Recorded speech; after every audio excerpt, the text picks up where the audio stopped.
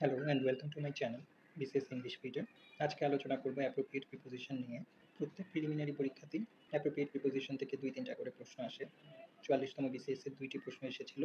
Appropriate preposition থেকে যে 2টি প্রশ্ন এসেছিল, 2টির অ্যান্সার নিয়েই শিক্ষার্থীদের মধ্যে কনফিউশন কাজ করেছিল। আজকের এই ভিডিও দেখলে আশা করি আপনাদের কনফিউশন দূর হয়ে যাবে। প্রথম প্রশ্ন, are you doing anything special gap the weekend? তুমি কি এই উইকেন্ডে স্পেশাল কিছু করছো?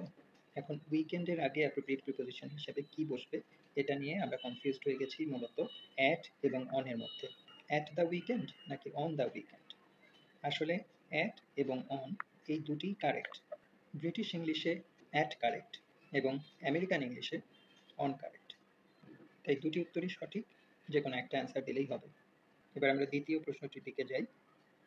Your opinion is identical gap mine. আইডেন্টিক্যালের পরে সাধারণত অ্যাপ্রোপ্রিয়েট প্রিপোজিশন হিসেবে টু বসে। সিমিলার বা সাদৃশ্য অর্থ প্রদান করে। তোমার মত আমার মতের সাথে সাদৃশ্যপূর্ণ, কিন্তু অপশনে এখানে টু দেওয়া নেই। আধুনিক ইংলিশে আইডেন্টিক্যালের পরে টু বসলেও পুরাতন কিছু টেক্সটে আইডেন্টিক্যালের সাথে উইথ এর ব্যবহার দেখা যায়। যেহেতু এখানে টু নেই, তাই সঠিক উত্তর হিসেবে অ্যান্সার হবে অপশন সি, উইথ।